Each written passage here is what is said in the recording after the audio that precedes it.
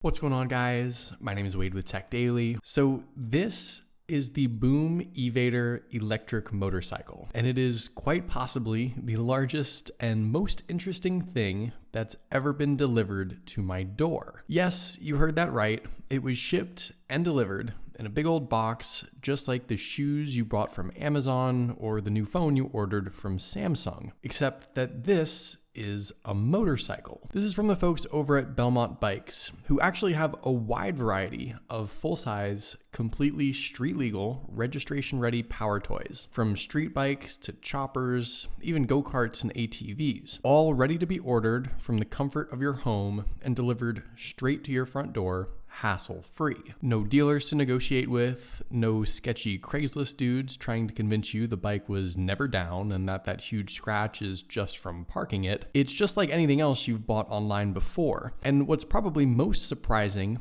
is the simple fact that these delivered to your door motorcycles and recreational vehicles have actually exploded in popularity. It's basically an easy way for people to get an inexpensive mode of transportation or add a fun new toy to their collection. And the vehicles themselves have quickly become surprisingly good. Now, I wanted to try out this Boom E-Vader bike for a couple of reasons. First off, I've been riding regular motorcycles for years now, and I was interested to see how something like this compares, both for someone more experienced like myself and from the beginner's perspective who maybe just want something inexpensive and easy to learn on. Also, the Boom E-Vader is an automatic, all-electric bike. So it's wildly different from the four-limb controlled, manual, engine-driven motorcycles we're used to riding. So I'm curious how the experience compares. And finally, if you couldn't already tell, the Boom E-Vader is a bit smaller of a bike. Similar in size to like a Z125 or MSX 125, like a 3/4 size bike. As a bigger guy, that's not something I ever thought about riding, and I figured it might not even work for me. So it'll be interesting to see if something like this is even made for someone my size. If you're interested in learning more about the Boom E-Vader or any of Belmonte Bike's other products, I'll leave a link to their store down below in the video description and as a pinned comment. They were even nice enough to create a $50 off coupon, TechDaily, that you can use if you do end up wanting to purchase an E-Vader. So don't forget to take advantage of that if you're interested. First things first, let's talk about what all that you get. The Boom E-Vader retails right now for about $1,500, which already is like less than half the price of any other similar styled motorcycles. It comes in black, white, or red, and after basically a one-click purchase online, you get this big, huge box freight delivered right to your door in just a couple of days. Now, the convenience factor is unmatched. Not having to deal with anyone or anything is great.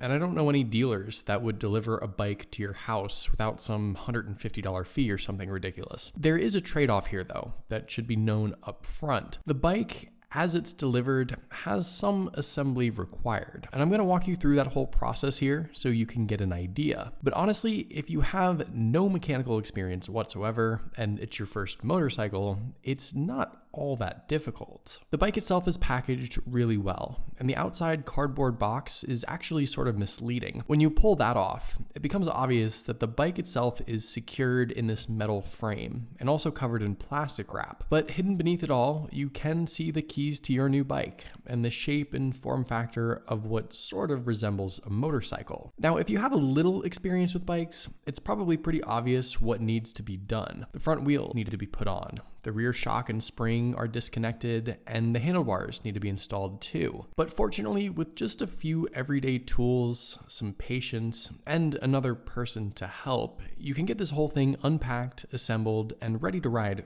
fairly quickly. The first thing I did was just peel off all the plastic wrap and packaging so that I could get a better look at what I was working with. Doing so revealed some additional parts, including the front fender and a couple boxes that housed an Allen wrench and some spare bolts, and the power supply and charging cable, which I'll talk about a little later. Now, as far as actually getting things set up for assembly, I'll sort of explain how I did it, and maybe there's a better or easier way, but this is what worked for me. I first removed the outer metal cage, which was held onto the motorcycle by some ties and screwed into the bottom box frame with a couple of bolts. Well, a lot of bolts actually, but they're easy to take off, and if you're worried about the bike like falling over at this point, don't be, because it's actually still held in place by the front axle that's fed through the bottom box frame, so it's not going anywhere. You will eventually have to undo those bolts too, which will finally free up the bike. And while it can still hold itself up since it's just resting on its flat bottom, you'll want to grab someone else to assist you at this point with the rest of the process. The first thing I decided to assemble was actually the rear end. The shock and spring assembly gets put into place using one single bolt that just slides through everything. And what you want to do is have someone else physically lift the rear body of the bike into the air a bit off the wheel so you can set everything in place. You can see immediately that the bike is like a foot taller already. At this point, the bike basically only has the front forks to rest on, which isn't great. So if you have a motorcycle stand or lift, this is where you'll set that up. Obviously, I just decided to prop it up on a plastic milk crate, and not only did that keep the bike up and fairly balanced, but it allowed for enough working room to get the front wheel on. This part is a little trickier than the rear, and the first thing you'll want to do actually is take the spacer out of the brake pad so you can slide the rotor in when it's time. The whole front tire and wheel and brake package, it's all pre-assembled, which is good. And you basically just have to line up the wheel and axle properly, ensure the pad and rotor are in place, and then screw the axle into place. There are a couple of spacers you don't want to forget, but other than that, once again, it's not particularly hard. It does help though if you have someone else there as a second set of eyes and hands to assist. The last sort of major assembly that's required are the handlebars. You might have noticed that there is an extra metal bar sort of as a placeholder in the handlebar assembly, so you want to remove that obviously using the included Allen wrench, and after that the handlebars fall into place nicely and can be screwed down. Just make sure that everything is even and angled properly for your riding position before you finish tightening all 4 screws. And after the actual handlebar is in place, the last piece of the puzzle here is the left button assembly that needs to be unscrewed completely, clamped around the handlebar, and then tightened again. You can actually remove the handlebar grip if you need to in order to have more working space. It just pulls right off. And there's no wiring here that needs to be done or anything like that. The headlight switches and blinker knob are already good to go. It's just the actual plastic housing itself that needs to be undone and installed on the bar. And after that, you're pretty much finished with all the hard work. The bike does include some front and rear fenders you can install, and those line up with pre-drilled holes in the frame and bolts that are already set into place for your use. It's super easy and straightforward to install both of those if you want to do so. And that's pretty much it. The bike now is fully assembled. There's no other mechanical steps you need to take. It's completely ready to ride at this point. The last thing you just need to do is flip the circuit switch on, which is located inside the compartment under the seat. And once that's flipped, turn the keys and the bike starts right up. So before we take it out on the road and give it a TechDaily score, I want to give you a tour of this thing because in a lot of ways, it's similar to any other standard motorcycle you might already be familiar with, but there are some differences. Like I mentioned earlier, the bike itself is the size of like a 125. It's 77 inches long, 44 inches tall, with a 31-inch seat height. And the tires are size 120/70/12 up front and 120/70/10 in the rear, with front and rear disc brakes. Now, I'm about 6'3" and weigh 190 pounds or so. And while I was understandably a little skeptical about throwing my leg over this smaller bike, I quickly realized that it's actually not a bad fit. My knees aren't like knocking on the handlebars even when they're fully turned. I've got plenty of space on the seat, and honestly, I might just say that it's surprisingly comfortable, all things considered. Now keep in mind that this is an all-electric automatic bike, so a lot of the controls and buttons that you might see do some different things compared to a mechanical bike. Taking a look around, on the left you have your rear brake lever, not your clutch since there isn't one, as well as your high and low beam headlight switch, blinker switch which is left, right, and center push to cancel, and your horn. On the right you've got your front brake lever,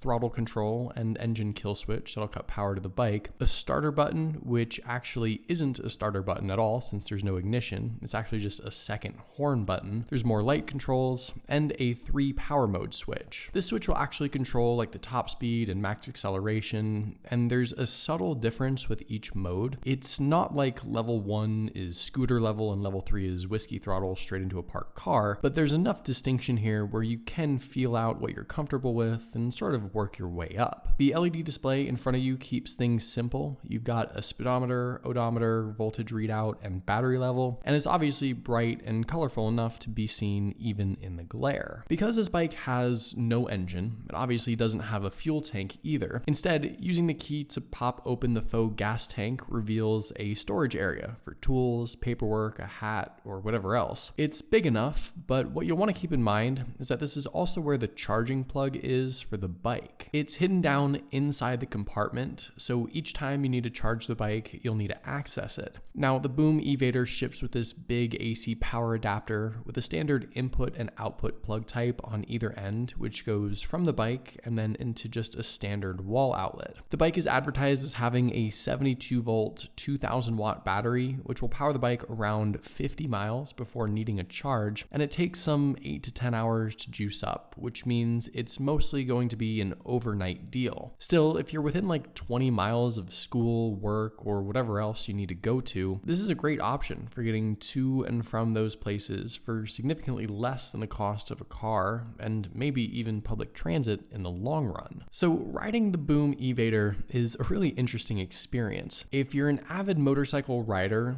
because this is an all-electric automatic bike, a lot of those familiar elements are removed. It's a simple throttle back and go setup, basically like riding a Lime or Bird scooter. It's very straightforward, and there isn't so much power that it's scary. Even if you yank the throttle all the way back from a complete stop, you won't go flying off into traffic. But if you've never ridden anything bigger than like a bicycle before, there are some things to consider. Although the Boom E-Vader is a smaller, lighter bike, it weighs less than 300 pounds, you've got some mass between your legs, and you'll need to learn to work with it and balance on it. But fortunately, it's a very nimble bike. Right away, I was super confident in how I was riding. Everything felt good. And again, maybe my experience had something to do with it, but it felt good right from the start. The bike has a top speed of around 40 miles an hour, and unfortunately, the speedometer seems to be off a bit. But that's okay, because as long as you aren't on a freeway, you can certainly keep up with traffic and sort of gauge how fast you're going. And honestly, riding this thing is a lot of fun. It's nice to just quickly get going from a red light or a stop sign. There's no worry about managing your gears in traffic. It's a very freeing feeling and an easygoing ride on a bike that still looks pretty cool. The front and rear brakes are pretty easy to grasp, and while the front brakes are super firm and grippy, there's no ABS or anything like that, so the rear brakes will lock and you'll go for a nice skid if you sort of panic and clamp down really hard. I'd recommend just working with the front brake at first, and as time goes on, you can manipulate them both as you start to gain experience. I think the only thing I miss riding with this bike versus a standard motorcycle is any sort of engine sound. The Boom E-Vader is nearly silent, aside from a subtle electric whine, sort of like a Tesla.